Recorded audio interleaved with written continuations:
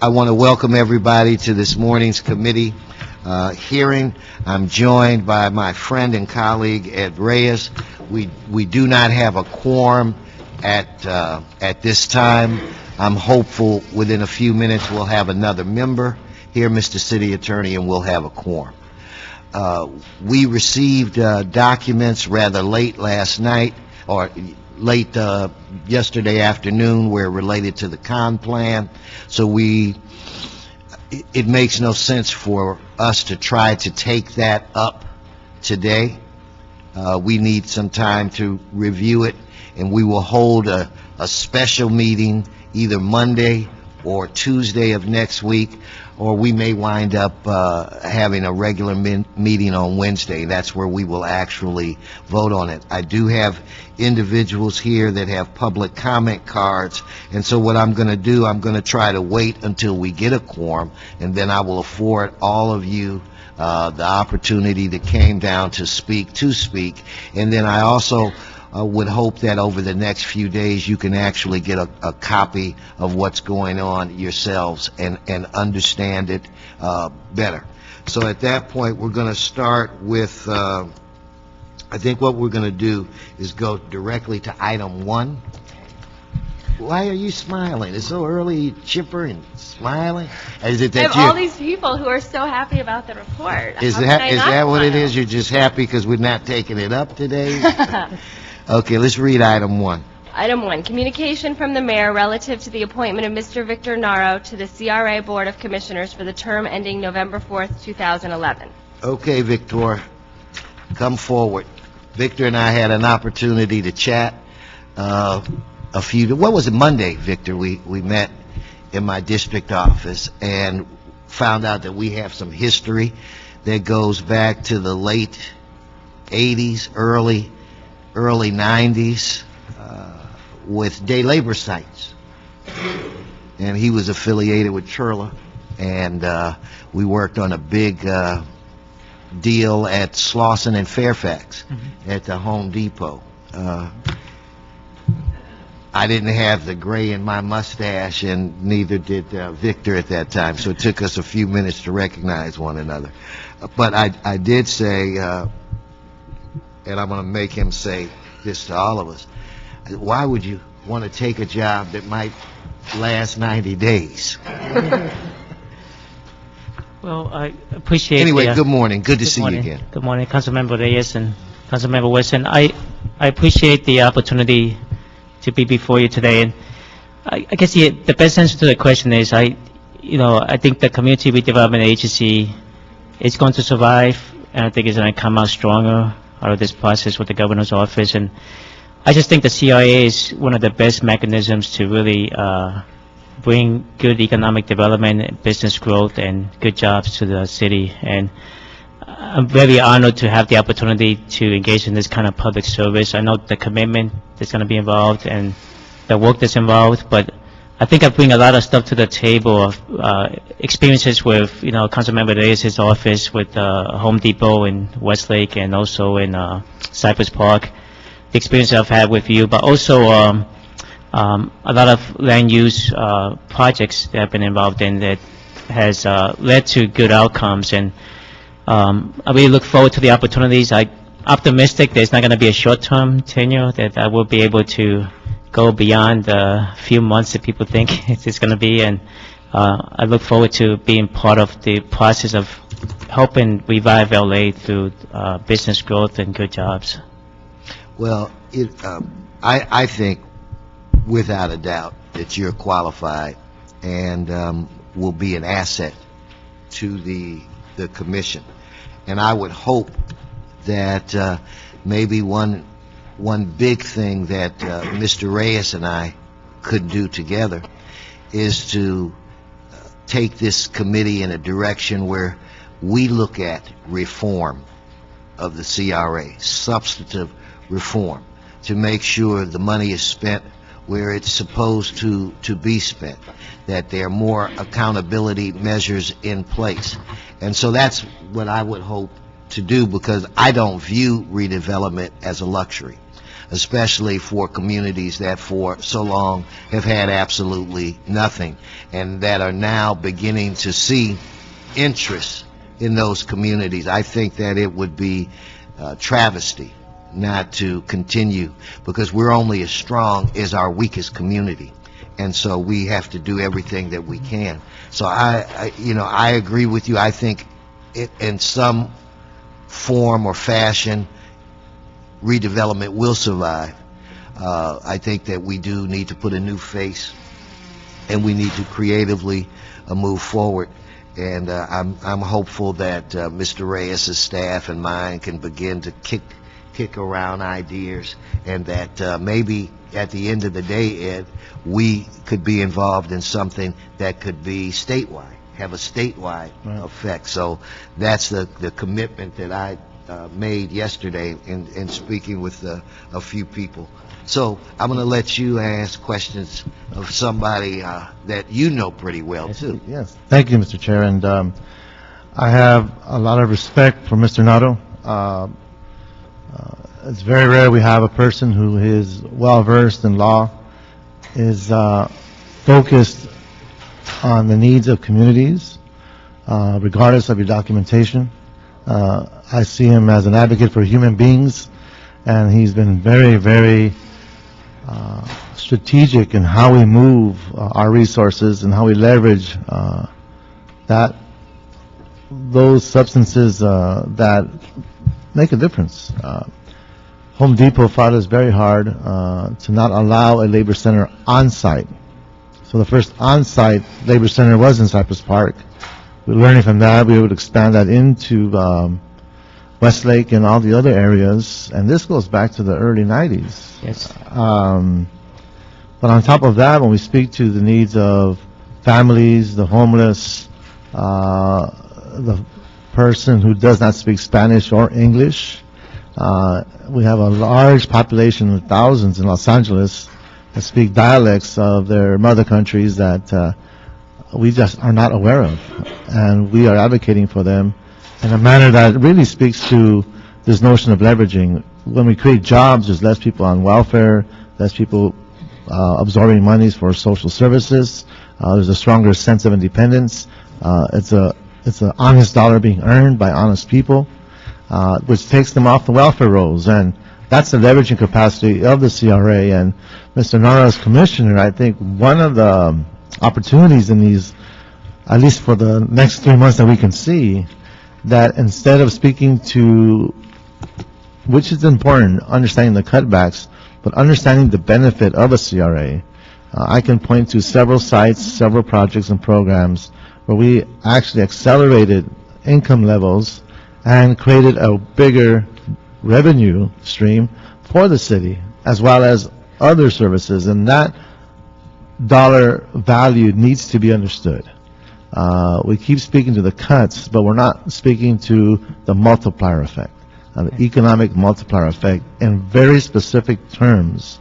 That in of itself can hopefully have the governor and his advisors think differently about the scale and proportions of these cutbacks in specific areas. It should not be a one-size-fits-all policy.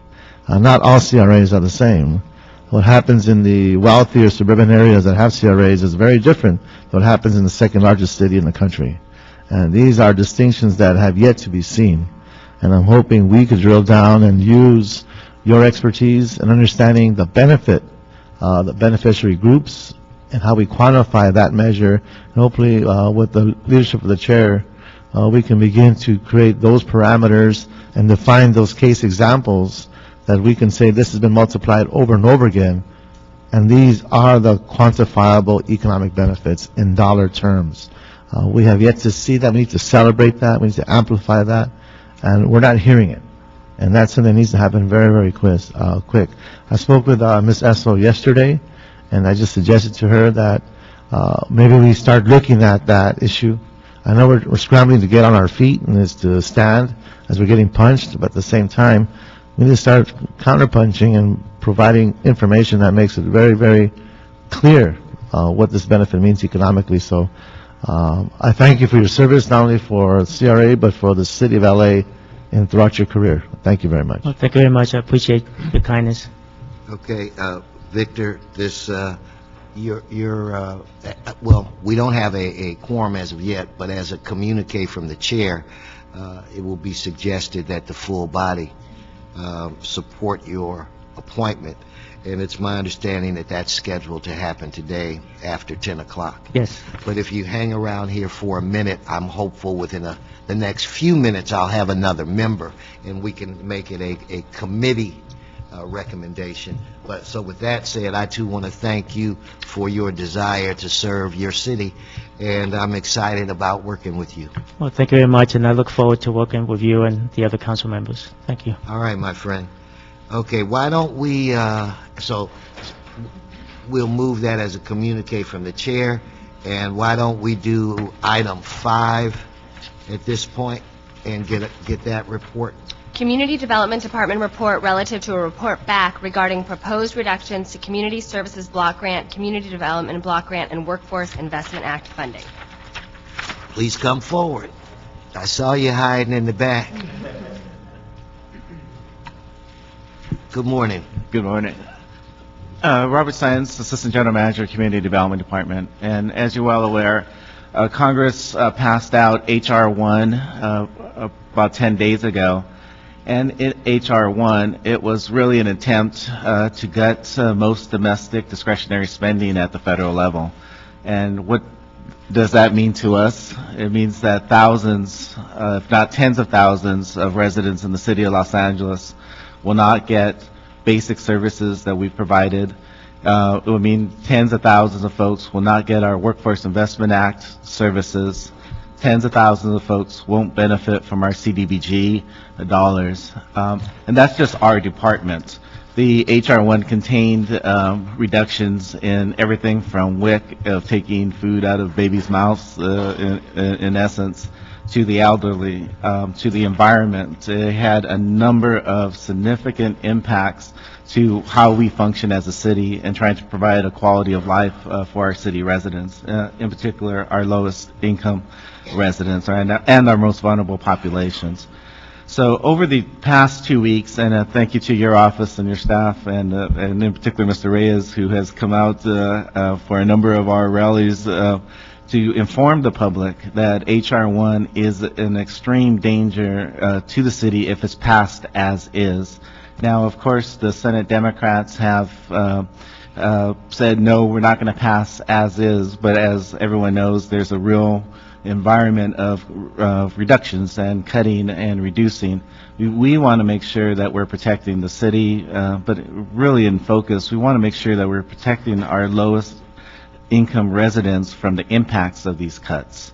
So we need all voices. The mayor's office has rallied all of us, and this is not something of just a mayor's office or a department or a city council office can do alone.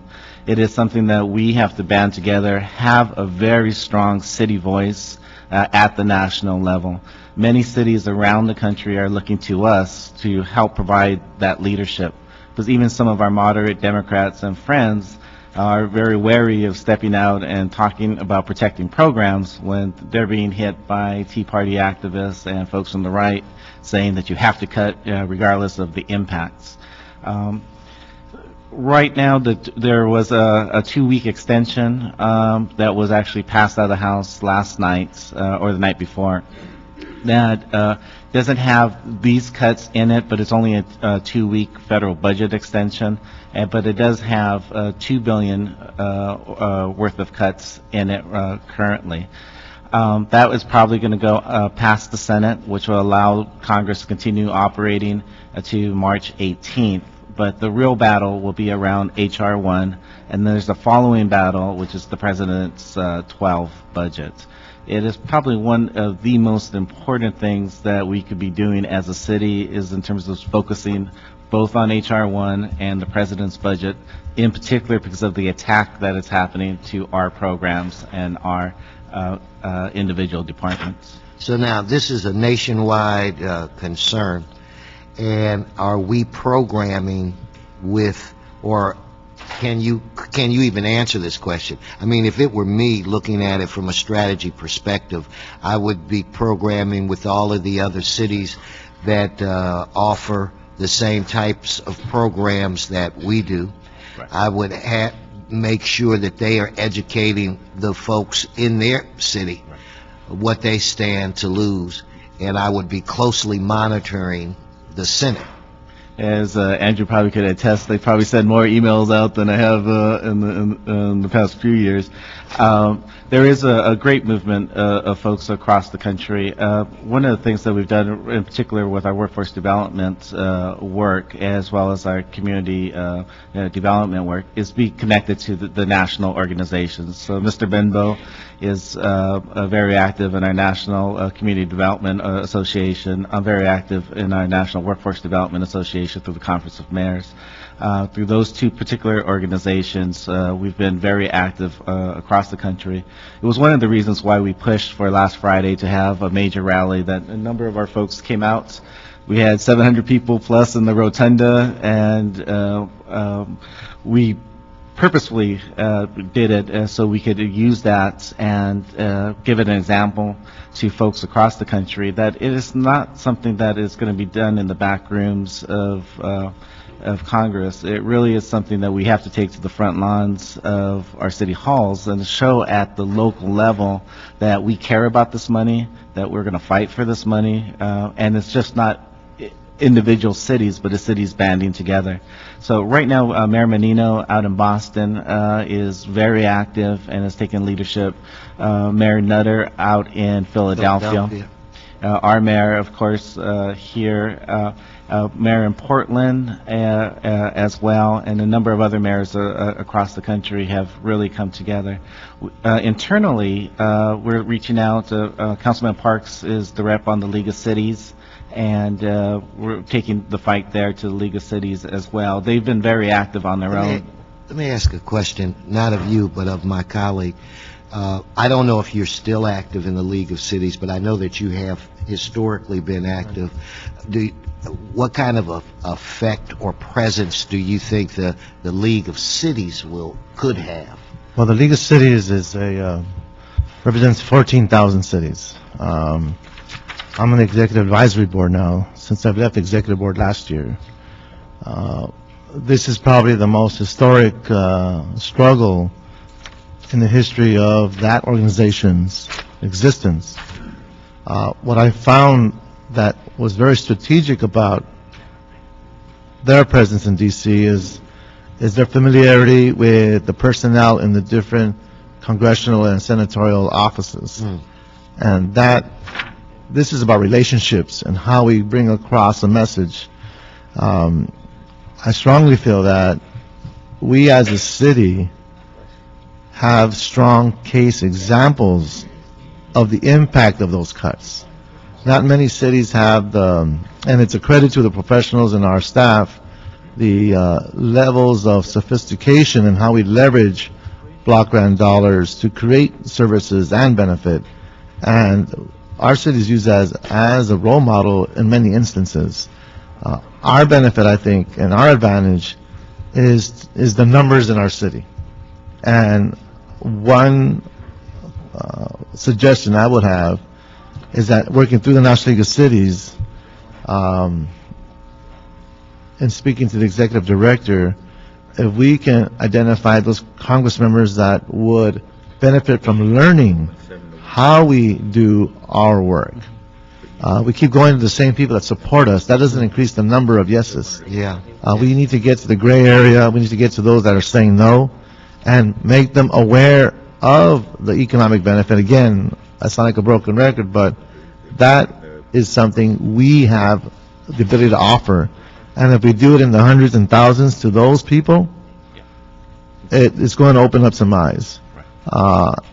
That's Don Borat, the executive director, I think would want to hear from us. Sure.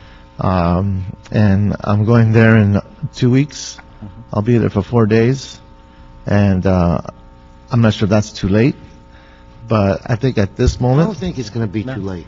The key is we've got to, in fact, maybe I need to have a discussion with the mayor's office to find out what their strategy is, because the key is if you can get the Senate to hold for a bit as the negotiations take place, then I think you probably do have the time that you need. And it probably, in retrospect, would not have been a bad idea for me to have somebody from the mayor's office here that could at least give us a general game plan, general strategy as to how they're going to hold the line until we can have an opportunity to negotiate something that's fair and just. But what's key, Mr. Chair, I believe is that if we understood who we should be focused on at the congressional level, where are those pivotal numbers, and who we should be directing our energy to. I mean, that's, I think, a significant step. Right. And I'm not sure if it's clear. And your staff has been right on the issue. We're working right now to actually have a special council meeting or a special joint meeting with HCD and Jobs. We're trying to get that scheduled within the next 10 days or so. And very specifically, that you're not hearing just my voice and talking about our Department of CDD, but you're hearing from the citywide impact. Because also in HR 1, it rescinds ARA dollars, which impacts transportation and impacts airports, the ports. And we also have to have that strategy that is outlined by our mayor's office and individual council offices. So we're looking forward to having that committee scheduled as soon as possible. We think time is of the essence. And I look forward to that myself. We've been joined by another dear friend and colleague, Tony Cardenas, so we do, Mr. City Attorney, have a quorum at this time.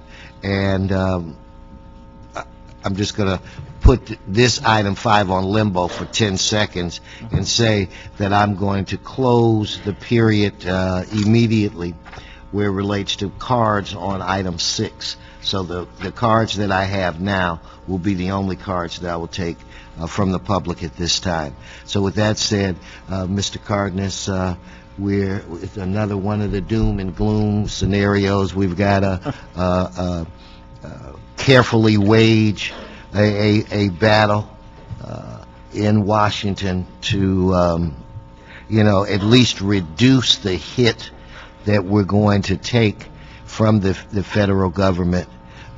The Congress has basically, and you and I have served with many people like the majority of the Congress, where they want government to have everybody riding around on a horse, and that's the extent of government. So they have significantly cut everything from benefits to young people to senior citizens. In fact, I'll just tell you this quick story, and I believe Mr. Cardenas was still in the legislature with me.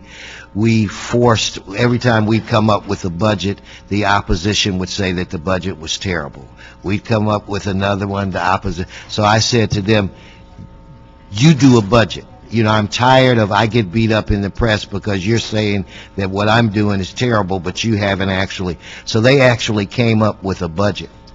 And what they eliminated, there's a stipend that blind people receive for dog food.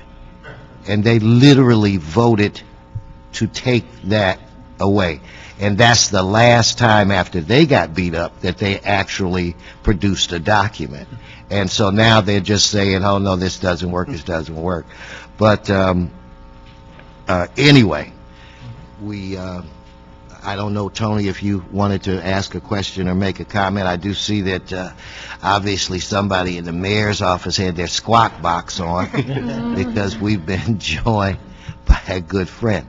So we may, Mr. Reyes, have some questions directly for Jim. But Mr. Cardenas, at this point, the floor is yours if you'd like it.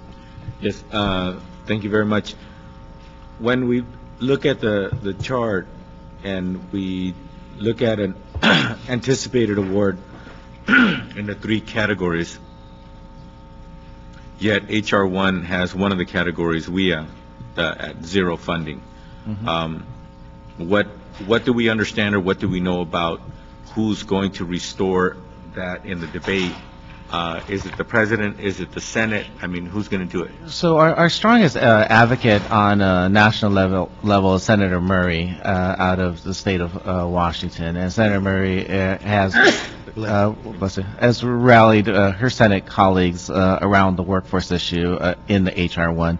The president's budget actually has level funding on it, and that's our optimal level that we would like to be able to see in this era of cuts. Of course, we would like to see more. But in the Senate itself, there is negotiations going on between the Senate Democrats and the Senate Republicans in terms of their response. The Senate has not released, as of today, and Jim might have a little bit more up-to-date information, but as of today has not released their proposal on H.R. 1 and what is going to be cut or not to be cut.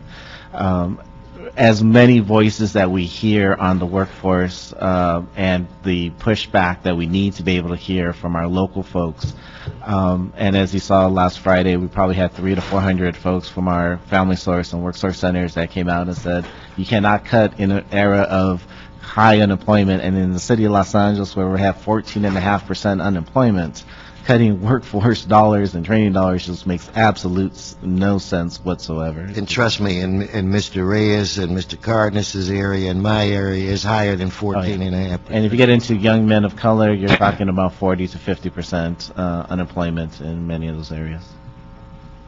Okay. And you want to reduce jobs, you give people, a crime, you give people a job. Yeah, exactly. Thank you. Mr. Reyes? Yes. Oh, wait, I did want to ask one question. Do we have, Jim, a timeline on when we think the Senate comes out with, for lack of a better word, I'll call it their counter proposal or just their proposal? Yes, sir. Good morning, Mr. Chairman, members of the committee. I'm Jim Clark, Director of Federal Relations in the Mayor's Office. It looks as though now that the Senate will go ahead either today, probably tomorrow, will pass the 2-week continuing resolution, which does cut about $4 billion out of the FY10 budget amounts. What this does, though, is basically eliminates the earmarks, which does have an impact for us because, and I'd be happy to provide that information to the committee on earmarks that we were scheduled, or at least were in bills that could have helped fund us in a number of areas. And it also does, it cuts programs that the President had already requested to be cut out of the FY12 budget. The reduction for CDBG is 4.3% of the funding level for FY10. So it's sort of prorated on the 7.5% cut that the President intended to, has offered in the FY12 budget. So it's not the 62% of formula funds that are in H.R. 1 or anything close to it.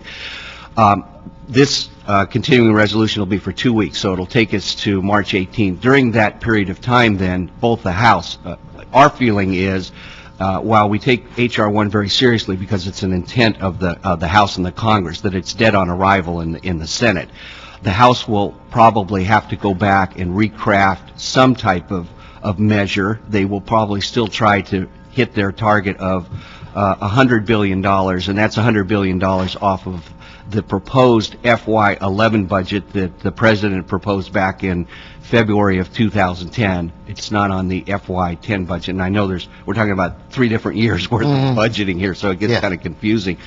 But they will try to put something together.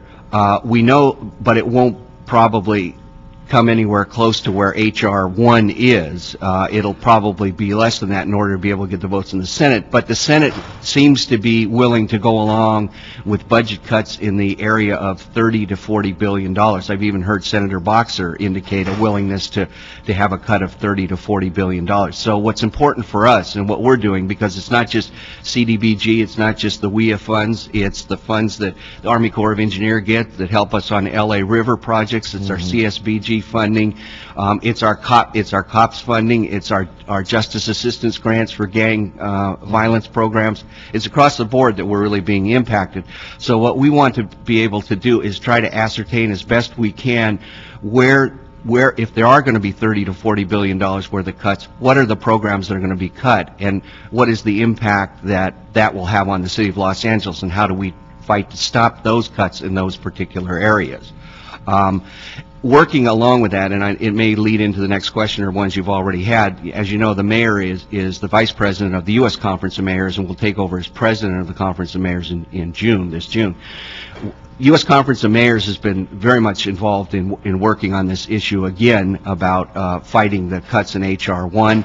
One of the strategies that we're trying to employ, which is being somewhat successful, is working with Republican mayors in cities across the country who also have who are represented by Republican senators and Republican members of Congress to fight these cuts. And so we're doing it with the National League of Cities. NACO also is involved in it. So all of these organizations are coming together to fight these cuts. But I do believe that we are facing some $30 to $40 billion worth of cuts, and it'll just be a question of whose ox is going to get gored and making sure that it's not one of those that's important for us. So it would appear, Mr. Reyes, that you should have time to attempt to have some discussions. Now to you. Thank you, Mr. Chair. Jim, let me ask you this. What I see our strength being is our city is a reflection of many parts of the country and just the way our urban form has evolved. We have a whole range of communities that can be placed in the Midwest. We have some that can be placed in Florida. I mean, we have an amazing array of communities and advocates. My question would be, do we use our capacity to reflect those interests and move that advocacy to the different parts of the country?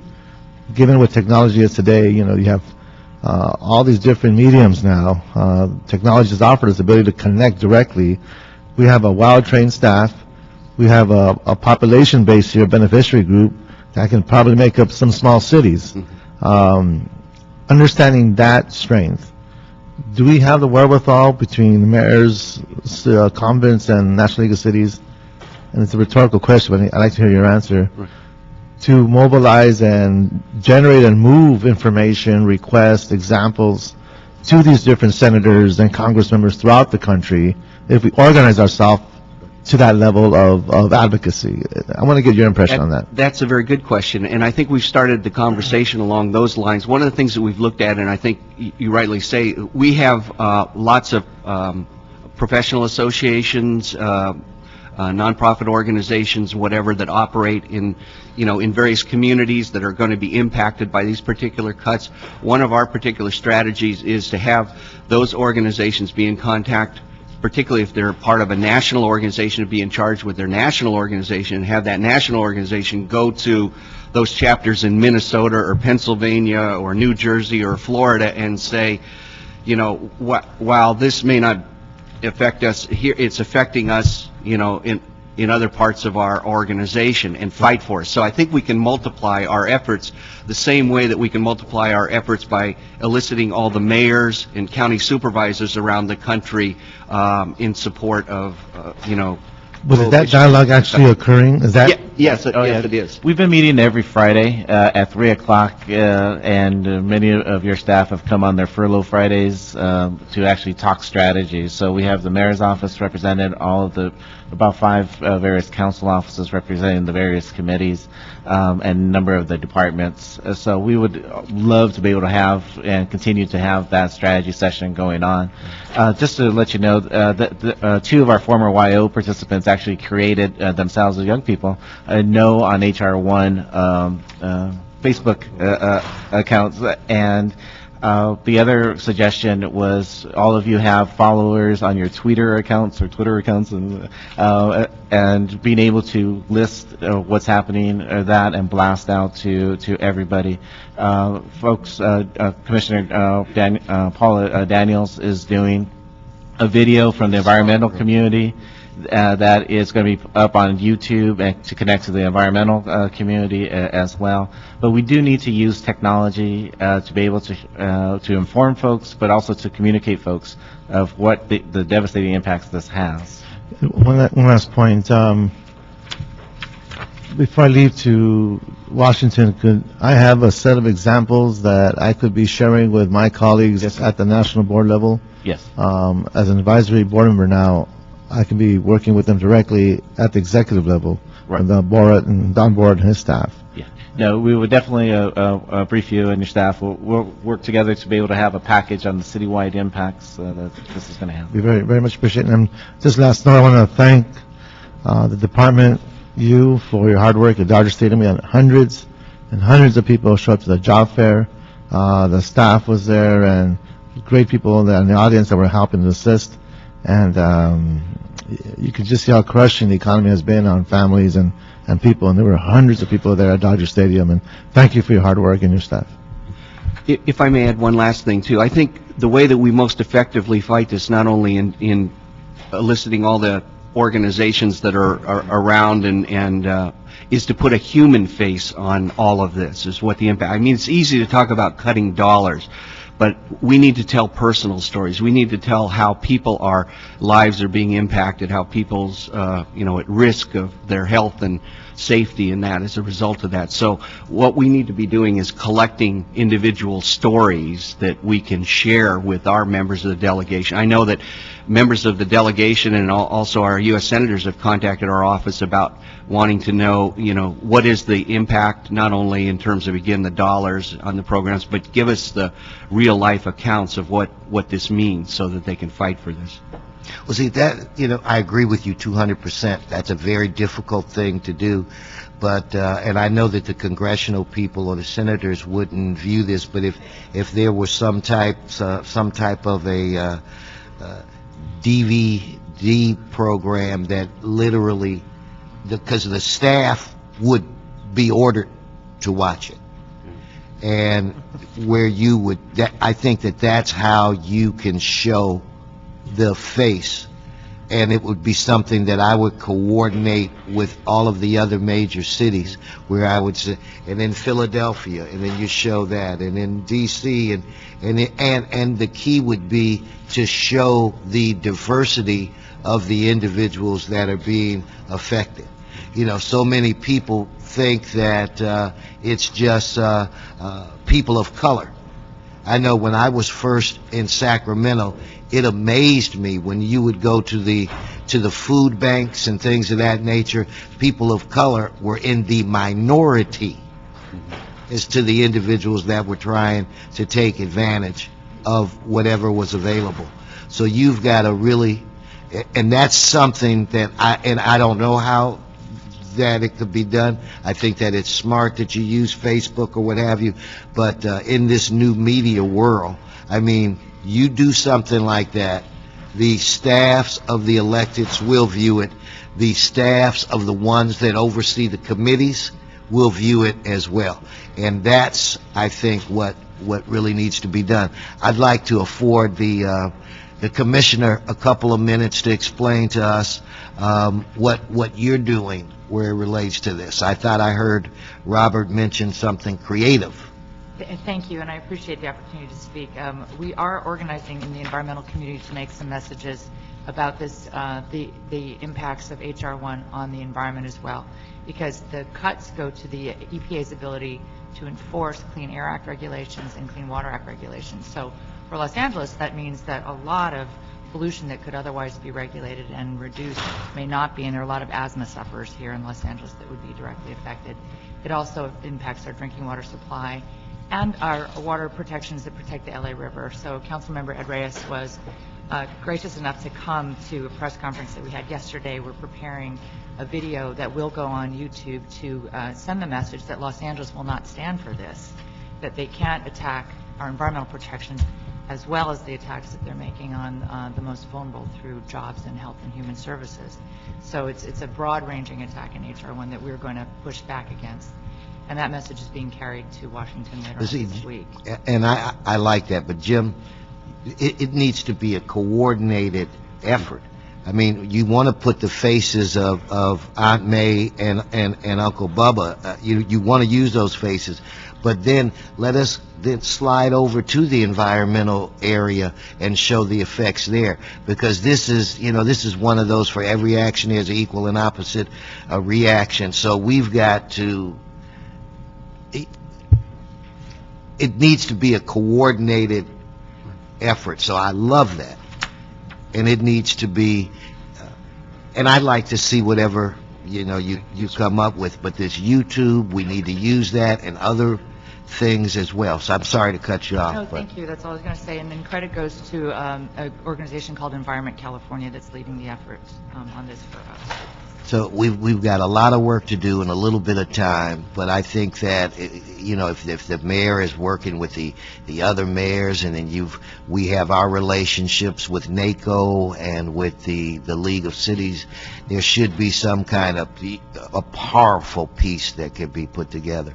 So I want to thank all of you for coming today, and at least we know that the squawk boxes work. You guys just came in force, so I appreciate that. So thank you. Okay, thank you. All right, now what I want to do, since we do have a quorum, we want to take care of some quick business. Mr. Cardenas, on item 1, we had an opportunity to meet Victor Naro, and we as a committee would like to recommend him before the full council, and that occurs today after 10 o'clock. So on that item 1, without objection, we will recommend to the full council that Mr. Naro be recommended before the council. On item 5 that we just dealt with, we will receive and file the CDD report, and let's quickly go over the other items. Item 2. Item 2, CRA and CAO reports relative to cooperation agreements with the Los Angeles Department of Transportation and the Bureau of Street Services. Okay, without objection, we'll adopt the CAO report on that item. Item 3. CRA report relative to authorization to pay fiscal year 2010-11 membership dues to the California Redevelopment Association. Okay, on item 3, we'll adopt the CRA report on that item. Item 4. Los Angeles Housing Department report and resolution and CAO report relative to authority to apply for an allocation of mortgage credit certificates up to $30 million. Okay, then we'll adopt the CAO report on that item as well. As I stated earlier, on item 6, we're going to continue that within the next several hours. We'll figure out what day it's going to be. It could either be Monday, it could be Tuesday, or it could be Wednesday. So, yes, Mr. Cardenas. If we could go back to item 3 just for comment on the record, and Okay. before we So go to 6. let's go to item 3. So if you could reread it, and we'll have Mr. Cardenas make his statement or make his comments. CRA report relative to authorization to pay fiscal year 2010-11 membership dues to the California Redevelopment Association. Thank you very much, Mr. Chairman. I just wanted to note for the record, if we could pay these dues and also get a written correspondence back from the California Redevelopment Association. It just came to my attention recently that Best and Krieger is one of their main lawyers that they're utilizing.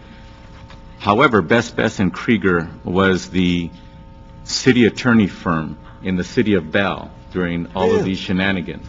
So I just want to make sure that our money is not being utilized in a way that is supporting or promoting a firm that actually perhaps may have some issues, legal issues, and that are certainly relevant to public entities. And so it's my understanding the California Redevelopment Association is paying and utilizing Best and Krieger.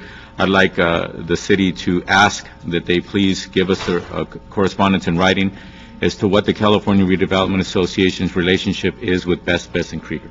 No, and I would agree with that, and I think that we should quickly get some answer from our own CRA where it relates to Mr. Cardenas' concern. I do not want to indict them, but let's find out exactly. The worst thing that we can do is just sit back and move this forward without, at least scratching the surface a little bit to see what's underneath. So on that item, again, we will adopt the CRA report, but with the amendment, with an addendum where it relates to Mr. Cardenas suggestion. Okay, so now, like I said, item 6, we're going to, anyway, I have a, do we have an additional chair that we can bring back here? I've got a young man that's here today that represents what's right with our community, somebody that I'm just very proud with, and I think I'm going to have the opportunity to hang out with him for an hour today. So I'm going to have him come. Don't you go anywhere. I'm going to have him come back and sit with us. If anybody here, we have a Bruin for sure that's here today, and we have other Bruins on the council, and what we have is a young man who grew up, had to face a lot of obstacles, had an unbelievable mom that hung with him, and now he is the excellent student, a star running back at UCLA, the first one to break over 1,000 yards, I can't remember, maybe since Maurice Jones-Drew. And he's a product of one of the high schools in my district, Dorsey High School. So I present to you a future pro football player and a very smart young man, a man who's committed to his community, a man that always goes back to Dorsey High, a mentor, a guy that keeps the other guys out of trouble. If we had more people like him, we would be in a much better place. This is Jonathan Franklin. Could you welcome him?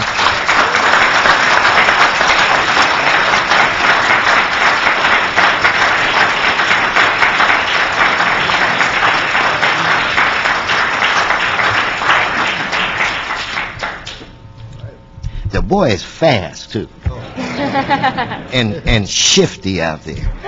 So I think that he spent some time with the mayor and the mayor's office earlier, and then when we finish this, he'll go down to council with me and kind of get a feel for what's going on there. And how is your mother?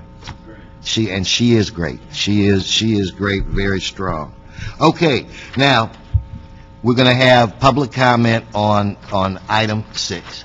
1 minute each, and we'll start with Anthony, and if I've mispronounced your name, I apologize in advance.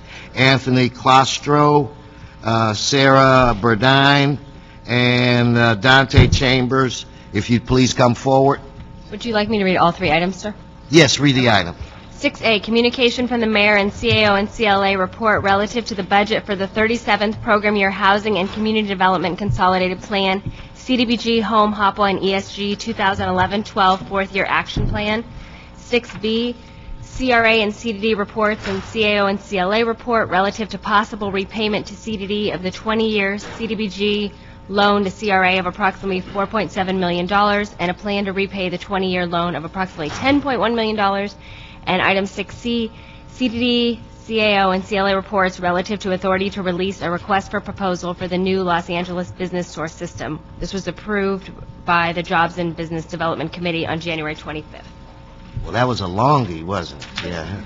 Okay, at this point, we'll start with the Fuego Tech Rangers. Good morning. Good morning, members of the committee. My name is Anthony Claustro. I'm the fire director for the Fuego Tech Fire Rangers. And today I'm here on behalf of our program for the allocation of the $100,000 for our program so we can function as a full-time, yearly program that would allow us to, interact more with our participants in the Fuego Tech Ranger program. You know, our participants are definitely participants that come out through the entire council district from all the districts throughout the city of Los Angeles. And due to the lack of funding on our program, you know, we're only able to participate on a 6-month period, which is, honestly, I don't think it's sufficient for us to actually be able to implement the program for them and stuff. And I think with the additional funds that will allow us to be there on a yearly basis so that we can have more of a positive impact with our youth and stuff. Because, like I said, they definitely leave that positive mentoring so that we can kind of guide them so they can become more productive, not just in society, but through the city of Los Angeles and their homes.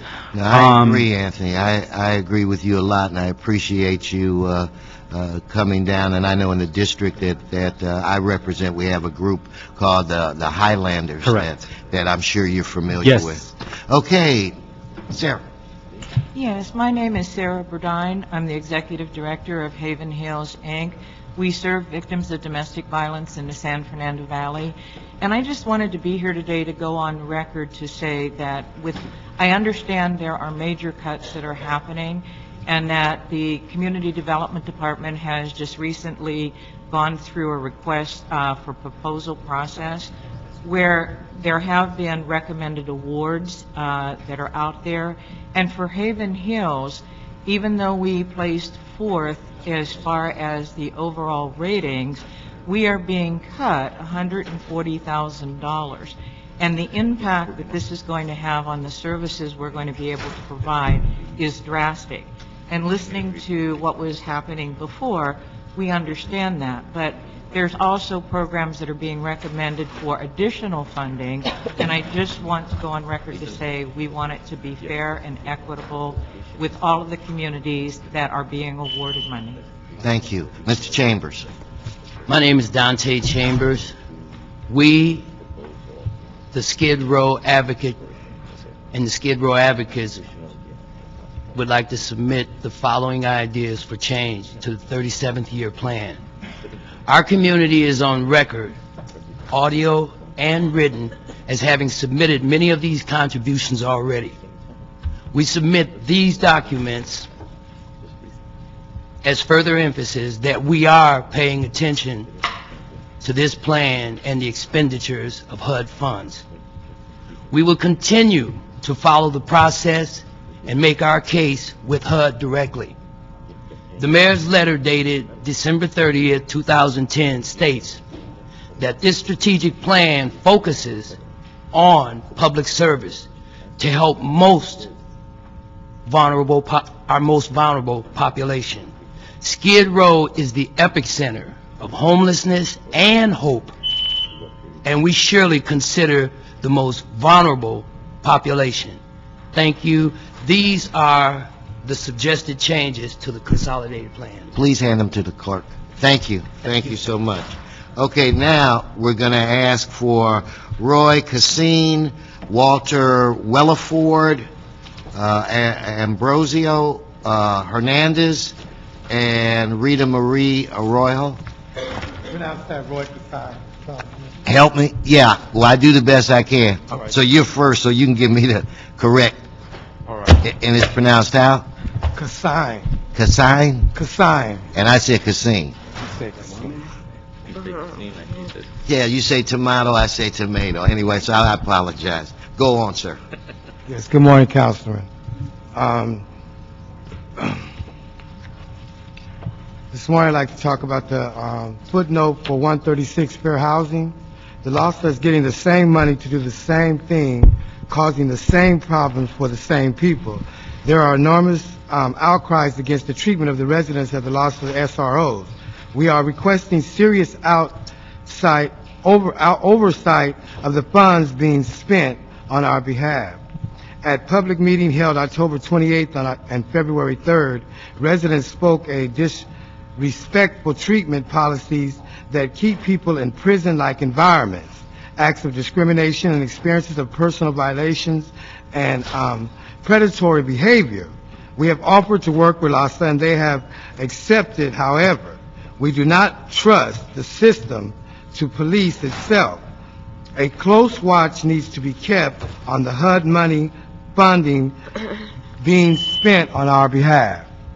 And we'd like for your attention, and we thank you very much for your attention today to the issue. Thank you, sir. Mr. Chambers, did you turn in Which SRO? Excuse me. those documents, Mr. Chambers? Did you? Oh. Go on, Mr. I'm Gardner. sorry, which SRO housing develop? It's all in one. It's just SRO housing. SRO housing in general. I'm sorry, I thought you meant a particular building. Okay. No, sir. Okay. Thank you very much. Mr. Wellaford. Yes, sir. How you doing? Good, sir. I'm a homeless guy, I also have a business license and a disabled veterans exempt license to peddle on the street. I'm wearing some of the products that I make and sell on the street to earn money for me to survive. Yes. The Skid Row advocates, basically, they need some of this funding to come to this community, you know, so it can make it accessible for people like myself to be able to get some of these fundings, such as housing. I'm also a veteran. Mm-hmm. I was in the program at one while. I'm not in this program anymore, which was supposed to have been connecting me to the VA BASH housing with HUD. But I don't see my name on any kind of list for VASH housing or anything like that. So I'm kind of wondering myself, where is this funding going to? You know? Finish your thought, though. Finish your... So, you know, like I said, I would like to see, and propose that you see some of this money, make sure, you know, people watch this money, and make sure people like myself that's qualified and eligible to receive it, to be able to receive it. Thank you. You know, I'm still not on the list, right? Thank you, but I got you. Okay, Hernandez. Yes, good morning, Council. I'm here to speak on the 37-year consolidated plan. I have 5 footnotes that I want to make the Council aware of them. Footnote number 63 deals with the Marathon Square, and it says, could housing be built above the retail space? Footnote number 64, build rehabilitation industries. What is happening with the smaller building in San Fernando that they are moving out of? Footnote number 67, Norris Valley expansion. Could outside public improvement include permanent and supportive affordable housing? Footnote number 72, Affordable Housing Trust Fund. How is this $5 million broken down? Are we actively seeking developers, architects, etc., who are interested and willing to build affordable, mixed income, green-friendly, transit-accessible living opportunities? Who is investigating the successful work of other cities? Footnote number 118, Slauson Dash, Walgreen space and affordable housing. What kind of affordable housing will this be? Affordable to him, for whom? Thank you, Council. I hope you take action on them. Now, I want to thank you, and thank you for being so detailed and specific in your remarks. Thank you, sir. Hi. Good morning, City Council. My name is Rita Maria Royal. I'm here on behalf of the people of downtown Skid Row. We, the people of Skid Row, would like to see a new personal development center established in downtown Skid Row. In our last meeting here, I think it was February the 16th, I presented my personal testimony along with the letter describing why and what this center is for. I believe the people in downtown Skid Row are in great need of personal development skills and which deal with the mechanics of human behavior. To better understand what I'm talking about and mechanics of human behavior, you can go online to www.powerparenting and or Roland at powerparenting to get a more detailed idea of what I'm trying to present here today regarding the center. Again, I would like to ask the City Council in this plan, is there funds for establishing such a center? And I did go around town and I picked up petitions for this center from the people of downtown Los Angeles. I believe I have 161 signatures so far, and I have the letter that I previously presented on February the 16th, and I also have the card to the gentleman that will be presenting this. You can get, if you can get that from me. Thank you. Okay, and again, I want to thank the 4 of you for coming down this morning. It was good to see you again. I do remember you. Okay, Kevin Michael Key, Beth Mueller, Leilani Zachary, and Herb Zimmer. Please come forward. I want to see who else was stuck with the name Herb. That's me, sir. Okay. At least you're a handsome fella. Well, thank you, as are you. Okay. Mr. Key? Okay. Good morning, sir. Good morning, Chairman Wesson, Councilmember Cardenas. Thank you for your time. I'm going to try to talk real fast. I submitted a document to each of you requesting that it be included in the council file management system. The document shows broad support for a cultural center in Skid Row. I believe this is item 25 in the consolidated plan. Part of what we're talking about is what truly makes a community safe. It's parks, it's a church, it's arts, it's culture. I would ask the people that are here in support of our request with respect to the consolidated plan to stand up. All the Skid Row residents who are here in support of this, advocating is what we are, Your Honor. Your Honor, wait a minute, man. Whoa! Well, hey, man. Hold this time.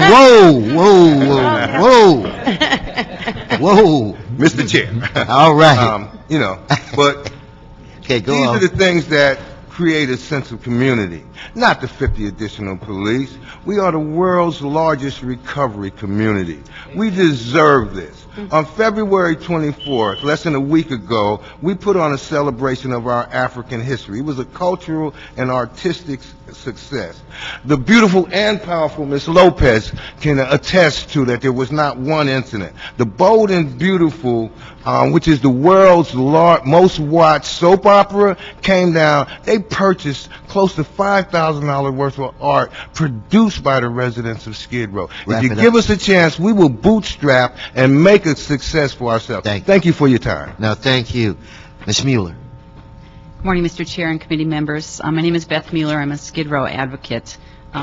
We understand that the whole package is in jeopardy and will definitely come back at a reduced rate. So we've prioritized two things out of the consolidated plan that we think are very doable without making major changes, although we've submitted a document with several changes. The first one, in regards to footnotes 54 through 57, we request that one of the new business source programs be located in the Skid Row area between Los Angeles Street, East 3rd Street, Alameda Street, and 7th Street, making it walking distance for the largest majority of folks downtown who would be using it in Skid Row. We'd like to be part of the selection process for the site location, and there have been several ideas for small businesses that have arisen from Skid Row community. Ms. Zachary will be presenting a document with 25 business ideas that we've had. We look forward to assisting these initiatives as they, quoting from the footnotes, start, operate, and expand in Los Angeles. We've developed relationships with private sector investors who support this priority. And the second priority is we further request that half of the 1,250 trees being planted in the, quote, most underserved communities in the city, unquote, be planted within the above-mentioned boundaries of Skid Row.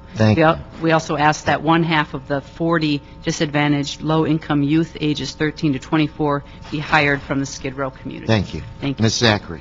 Good morning. I'm here to represent Skid Row advocates as well as Garments of Praise and New You. I believe that the consolidated plan trajectory is for the homeless and the veterans, and consolidate does mean for us to come together as a whole unit. Garment of Praise and the New You are organizations that utilizes the gift, talents, and abilities for individuals and provide a platform for them. It kind of refers to your creative plan. That's on item 25.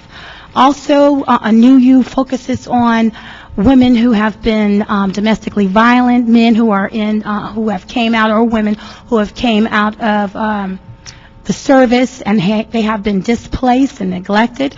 I'm saying here that Skid Row is the most vulnerable populace. We have the highest concentration of homelessness and veterans, and we have been neglected. I'm asking that there be funds allocated to our area so they can be displaced properly. You also said this morning, Mr. Weissman, Mr. Weissman, I do all this on zero funding, so I'm asking that some funding do be given to Garments of Praise and New You. You mentioned earlier that we are only as strong as our weakest area, and if we look at Skid Row is pretty weak. It's been neglected, disenfranchised, and I would like to see that this funding be placed in the most vulnerable populace and not let Skid Row be a recycling bin. Thank you. I'd like to continue for just a minute. No, but then if I, and I would love to let you, but if I did that, I'd have to let everybody do it. So I'll give you one last minute, so make it your home run shot. Okay. I am an agent of change, and I'm coming to you, as Gandhi would say, that be the change that you want to see. I am the change that I want to see in the world. I am the face of homelessness. I'm still a stakeholder here and a resident of Skid Row and considered homeless. Living in the downtown area, who have overcame leukemia, and I'm still fighting lupus. Here before you, I have entrepreneurial ideas generated by the Skid Row community. There are 25 of them here, and a copy for each one of you. Thank you. And remember, there's a new you inside of all of you, so let's be anew. All right. Now, that brings us to Brother Herb Zimmer. Good morning, Mr. Chairman. My name's Herb Zimmer. I am a small business owner and past president of the San Pedro Chamber of Commerce. This morning, I am also chairman of Port Tech LA, which is line item number 60 on the consolidated plan. We are a nonprofit port maritime-related business incubator in San Pedro. We are basically leveraging the port's need for environmental, energy, logistics, and security needs to create jobs for the harbor area. We have been in business for 2 years now. We've raised almost $1 million from various sources. We have established programs. We are counseling with various companies. We are trying to attract companies to create manufacturing jobs here in the harbor area by leveraging the port's needs and the port's tenants' needs. Our CDBG request is to buy a facility. We've outgrown our 700 square feet. If we can do that, the city's return on investment, conservatively, we will create a minimum of 300 well-paid technical and manufacturing jobs, scores of indirect jobs, because this building is located in downtown San Pedro, which is economically depressed, increased tax revenues, and more efficient cargo throughput, et cetera. Thank you. But thank you, sir. Thank you all. Okay, next. Thank you, Your Honor. Thank you, Mr. Chairman. I'll never forget that. If I was asleep, you woke me up. Trust me. Now, I see the judge, I go the other way. So, okay. Jeffrey Millinette. Stella, are you still here? Okay, come on up. Gordon from CD15. And somebody signed a card, basically Jewels of Skid Row. Who was it? Then come on up. Come on up, dear. Okay. But when you come up, you're going to have to tell me who you are. Jeffrey, you first. Good morning. Good morning, sir. I'm Jeff Millinetti. I'm Executive Director of Port Tech LA. I want to pick up on two things that Mr. Zimmer said. I want to stress. First of all, if you want to create jobs in the area immediately around the port, you need to encourage technology companies which are going to develop and grow these jobs so that we can alleviate the high level of unemployment there. It is also important to stress that technology companies are the ones that produce the largest numbers of jobs with high salary levels, so that by encouraging the development of these technology companies, we think we can create employment for the port, cause more dollars to flow through the economy, and be an effective economic development program. However, we can't do it in 700 square feet. We can't counsel people. We can't have private conversations, tell them the things that they need to do, help them raise money, and so forth. So I ask for your help in trying to alleviate this problem by promoting Port Tech LA. Thank you. Okay, thank you. And before you start, Ms. Lopez, Gordon, you've been bumped by the boss. So why don't we let Sneak in, or did you fill out a card? No, she doesn't have to fill out a card. She has a stare that's filling out a card. So we're joined by the council person from the 15th district, and that's Janice Hahn. So I want to let you go because I know you've want to get ready for council. Right. So, good morning. Thank you. I just finished chairing trade, commerce, and tourism down the hall, and I wanted to come here today. I understand you're not exactly taking this item up until next week, but you're hearing public comment. And I'll tell you, Councilmember Wesson and Cardenas, Port Tech LA is exactly what we have been talking about and striving for in the city of Los Angeles, and that's sort of reinventing ourselves and finding a way to create jobs. And what our city council has done, really with both Mayor Hahn and Villaraigosa, is to clean the port up. I mean, we've had a clean air action plan that mandates clean ships, clean trucks, clean equipment that moves cargo around. So we virtually have created a laboratory out there. And we've created a demand that we've never seen before for new technology to help create small businesses that will actually implement this mandate and this policy that we have been so strict on and we have not backed down on. We can have clean air and we can have good jobs. Port Tech LA does that exactly, and it's the incubator that we need to begin nurturing these small businesses. And by the way, the last time I checked, the only growth sector we had during the last reporting is in small businesses. That's who's hiring. And the only way to get our economy back up is to get people back to work, encourage businesses to exist, nurture them. That's what Port Tech LA is going to do. I think the new job sector is green technology, high-tech skilled jobs. I know you should say, you had me at hello, Janice. I concur. Because I know you believe that.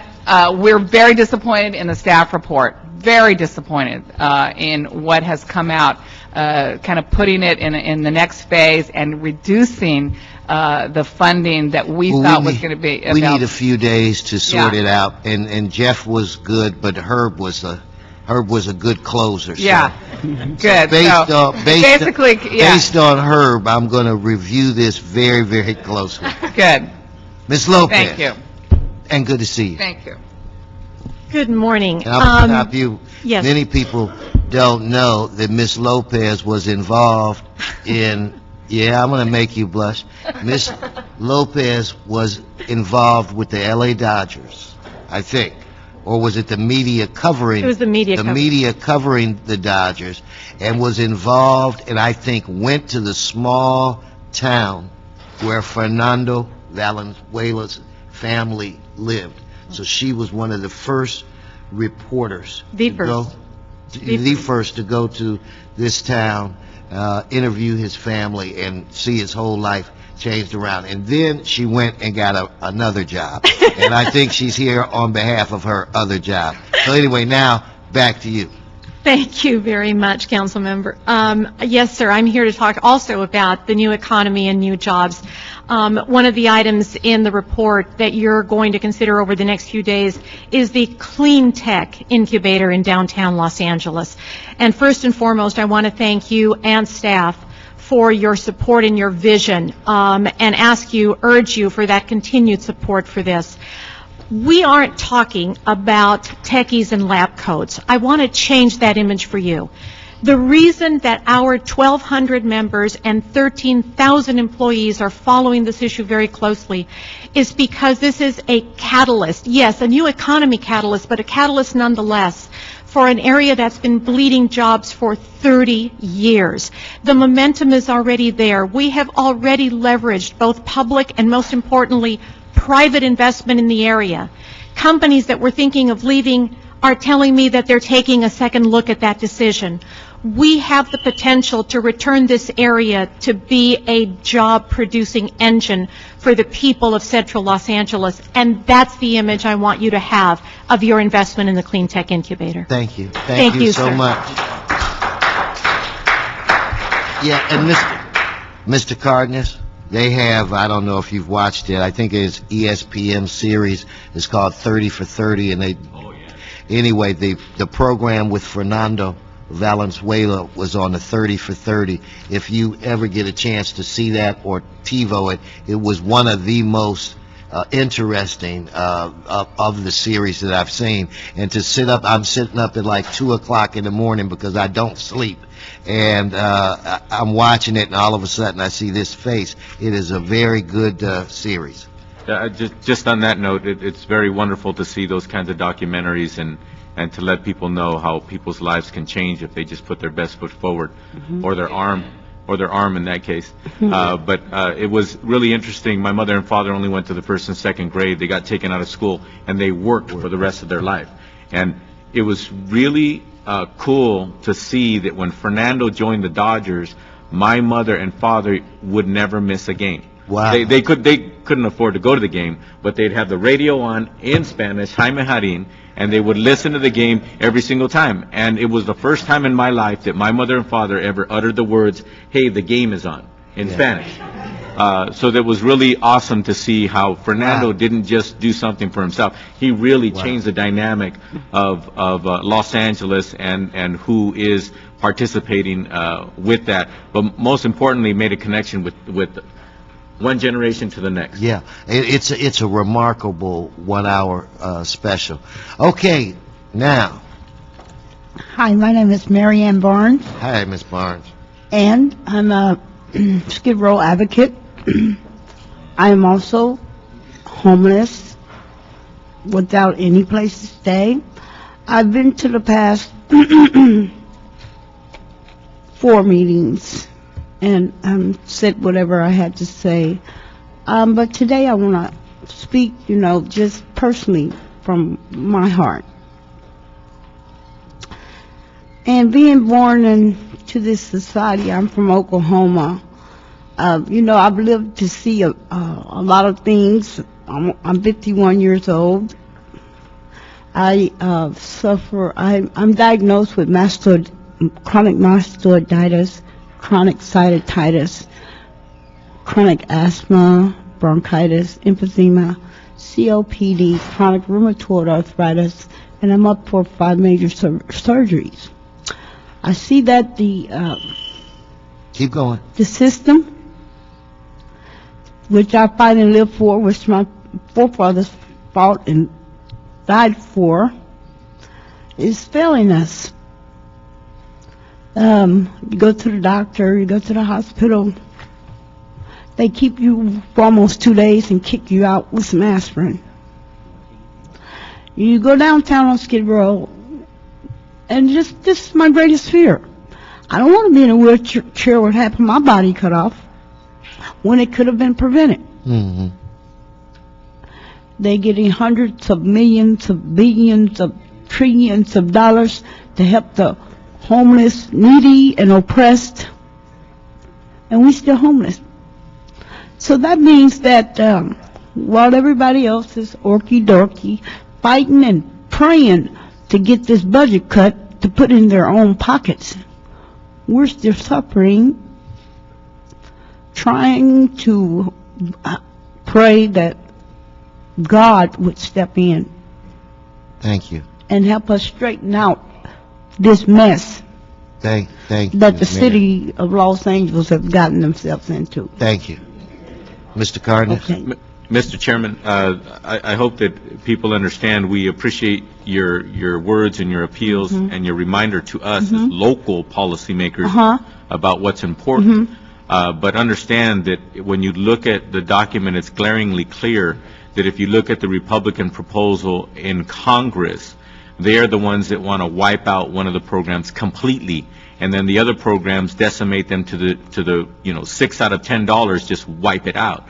So what we're having to deal with here is how do we deal with when the federal government sends us our local dollars that rightfully belong back into our communities, and they cut them completely down to zero in some programs, or they cut them $6 out of $10, we're not going to see it anymore. It's not a decision that was made by us. It's a decision that is forced upon us. And if they give us $4 when we used to get 10, how can we continue to fund the same number of programs at the same amount. So please understand that we're going to try to do our best, and we do listen and appreciate all that you're telling us, but at the same time understand that we're not cutting the dollars, the overall dollars. The federal government is threatening to cut the dollars, and in some cases down to zero. Yeah, I'm glad you said that. Okay, thank you Can all I for coming. reiterate on that? No, Miss, you had your minute and a little extra, dear. Okay. Ernest Grant, no, thank you. We have, I think the last four are individuals that have affiliation with day laborers: Ernest Graham, Min Neong, and I know I butchered that, so I apologize. De Leon, Prospero De Leon, Victor Wormer. Okay, come forward, please.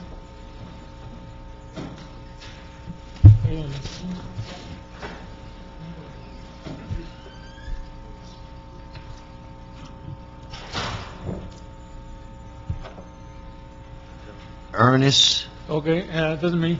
Well, I feel want to tell the gentlemen and who want to create the job that when they have the job, we have the workers. And that we are an organization that try to do the most that any can do for anyone. We are holding training. We are training job places where people can go to try to find a job, any kind, no specialty job. So we're trying to train these people to work several profession or skill at the same time. Well, I yield the word. Thank you very much. Well, I want to thank you for coming, and Mr. Cardenas and Mr. Reyes, who were with us earlier, had to go to City Council, starts at 10, so I'm going to stay here till we finish the testimony, but know that they are going to do another facet of their job. I think you're next. Good morning, sir. My name is Mengo. I look for need to help the job, look for internet or job, something. I need to help that, sir. Thank you, sir. Okay, well, thank you for coming. Mr. De Leon? Yes. Mi nombre es Próspero de León, soy un integrante de del Centro de Trabajadores de Cypress Park. My name is so I can. My name is Prospero de Leon. I'm a member of the Cypress Park Community Job Center. El problema es si me estaban comunicando que van a hacer recortes, pues nos afectaría bastante por el hecho de que tenemos al no tener un lugar digno donde máxime al baño, donde quien nos respalde y donde pueda tomar uno una taza de café o inclusive el servicio del baño, nos interesa bastante, ¿verdad? So the budget cuts would affect us in terms of having a dignified space for us to look for work, use the restroom, have a cup of coffee. Inclusive, digamos, hay personas que al estar en la calle lo levantan a uno como un perro, sin ninguna responsabilidad. A veces se va a trabajar por trabajos forzados, no le pagan a uno, no hay, digamos, una oficina donde puede uno que lo respalden. So many times there's unscrupulous employers who pick them up, work for a good day's work, and then in the end just drop them off like a dog and don't pay them. So having a space where we can go to is very needed. Inclusive la discriminación por la edad y todo eso se dificulta. En el centro pues tratan la forma de buscar trabajos que los podamos desempeñar, inclusive nos respaldan. Se va, digamos, la persona bien recomendada con nombre y todo para respaldar un trabajo digno. Inclusive yo hasta tengo recomendaciones de mi buen trabajo y comportamiento que me lo han dado los patrones. So the center helps us to look for work and provides a space where that we know we're going to be going to a safe to a job where they're documented, and it also provides a space for elderly folks who are also looking for work, have a space to look within the center, and he himself has, based on the jobs that he's obtained from the center, has employers who have recommended him and are also provide references for him. Please inform Mr. De Leon that his minute is up. Yeah. He may want to make a closing sentence.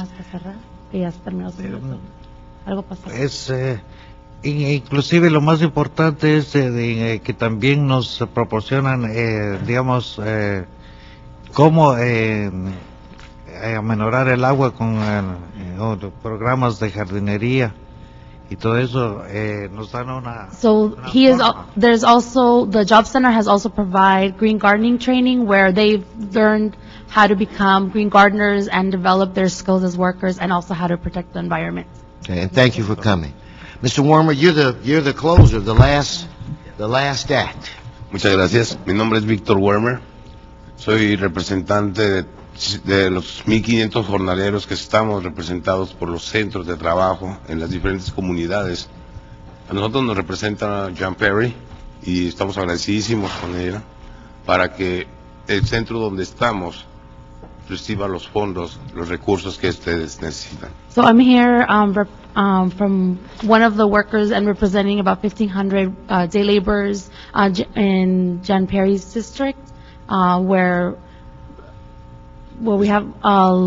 Estamos solicitando... we're asking that the funds for the job centers don't be eliminated. We also, and also Ed Reyes is off district, there's also a job center. Estos centros donde estamos concentrándonos recibimos pues la asistencia digna, exactamente digna de buscar un trabajo, tener su salario, de lo cual nos mantenemos nuestras familias, que estamos dependiendo 5 personas de un trabajo de... So the job centers provide a space where we're able to provide for our families with dignified work and employment. Nosotros somos parte de los centros, somos certificados y rodados como jardineros verdes aquí en el área de Los Ángeles y estamos capacitados para hacer un trabajo, limpiar su casa, pintar, embellecer sus casas y limpiar sus jardines. So many of the job centers have gone through the green gardening training where they're able to provide green gardening services, improving people's yards, cleaning their homes, and that's some of the workers that have gone through the various programs. Yeah. Muchas gracias. Thank you very much. What country are you from? Cuba. Yes, because we look like brothers. Okay. You're better looking and taller, but we look like brothers. Okay, I want to thank everybody for coming today. But I believe you filled it out when the deadline had passed. But I will give you your 1 minute. Come up and identify yourself. Thank you, sir. Thank you, sir. My name is General Jeff. I'm a community activist in the Skid Row community. I'm also on the board of directors for the Downtown Los Angeles Neighborhood Council. And I just want to quickly state that there are philosophical differences in regards to the CDBG funding that comes to Skid Row. One, the amount that comes to Skid Row is insufficient for one of the most deplorable communities in all of America. And of said funding that comes to Skid Row, the actual the benefactors that actually the nonprofits that control that awarded that funding, they're not acting in the best interest of the Skid Row residents. In this day and age, maybe in prior days, the Skid Row residents were hesitant and fearful of speaking out. But now in this day and age, we're ready to speak out, and we really ask that all issues and all funding really be looked at in regards to what is designed to be in the best interest of the Skid Row community. And quickly, let me just say that some of the nonprofits that we allude to include the Skid Row landlords, who don't act in our best interest, and nowhere in America do the landlords look out for the best interests of the tenants. And so, with that, I want to leave that picture to say that of the funding that's coming to Skid Row, one, it's low, and two, it's going to the wrong people. Well, thank you all for coming, and know that this is probably going to be the most difficult consolidated plan that we've ever had to deal with. I mean, it's like Mr. Cardenas said, instead of dealing with $10, now we're dealing maybe with $4. Sure. So it is going to be a very painful, and I'll be honest with you, I do not look forward to it. We'll do the very best that we can to be as fair as possible. So again, I'd like to thank all of you for coming. And is there any more business before this committee? No, sir. This committee's adjourned. Thank you, Mr. Chair. Wait. Yo necesito hacer un pequeño comentario, no sé si me dan permiso, por favor. Somebody's got to help me. Did she fill out a card? Aida Pinilla. Hurry up. Gracias. This is it. Mi nombre es Aida Pinilla. My name is Aida Pinilla. Y yo soy presidente de líderes de la comunidad en acción. I'm the president of leaders in the community of action. Nosotros estamos trabajando para la prevención de alcohol y drogas para los jóvenes. We are working for the prevention of alcohol and drugs for youth. Y yo vine aquí en representación de comunidad de Hollywood. I'm here to represent the communities. Para decirles que nos apoyen para que no hagan recortes. I'm here to try to ask for support so that you guys don't do cuts. En el programa de Summer Night Light. In the Summer Night Lights program. Porque nosotros necesitamos más programas para prevención de pandillas. Because we need more programs that are focused on reducing gangs. Y también necesitamos que tener más atención para los jóvenes porque si se dan cuenta hay mucha incidencia de violencia con los jóvenes y mucha muerte de los jóvenes y nosotros estamos muy preocupados por eso. And we need more focus around the area of youth because there is a lot of need that is there and we need more focus in that respect because the youth are dying and are in need of help. Thank you. Thank you. Thank you very much. Now, is there any more business before this committee? No. No, this committee's adjourned. Thank you.